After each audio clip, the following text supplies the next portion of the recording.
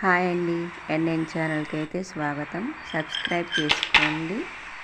ఈరోజు మనం చికెన్ కర్రీని ఎలా చేసుకోవాలో చూద్దామండి. ఫస్ట్ అయితే ఆయిల్లో మనం తాలింపు వేసుకోవాలి.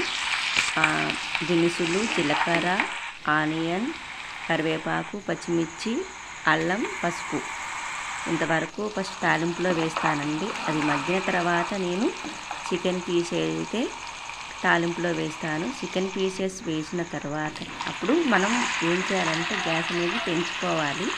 చికెన్ పీస్ వేసేటప్పుడు తాలింపు అప్పుడైతే గ్యాస్ తగ్గించుకోవాలి. చికెన్ పీసెస్ వేసిన తర్వాత మనం అందులో ఒక స్పూన్ ఉప్పు వేసి దాన్ని కలబెట్టుకొని మూత పెట్టేసుకోవాలండి. మూత పెట్టుకున్న తర్వాత ఒక 5 నిమిషాల వరకు అయితే ఉడికించాలి.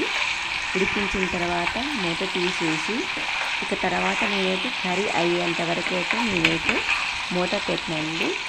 మూత లేకుండానే హై గ్యాస్ మీద, హై మంట మీద నేనైతే ఫ్రై అనేది చేస్తాను.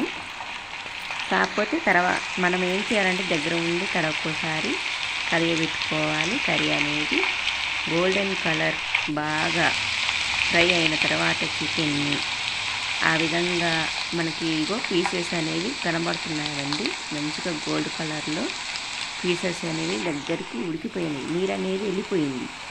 ఆ టైంలో మనం దానికి కర్రీలో తగినంత కారం, ఉప్పు వేసుకొని సిమ్లో పెట్టుకోవాలండి. ఇప్పుడు గ్యాస్ సిమ్లో పెట్టుకొని మనం ఉప్పు కారం వేసుకొని కలబెట్టుకొని అందులోకి మనం గ్రేవీ కోసం కొద్దిగా వాటర్ వేసుకోవాలి.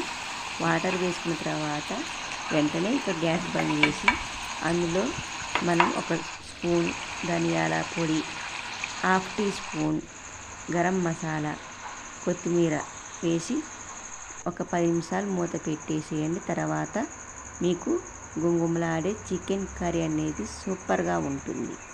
బాయ్.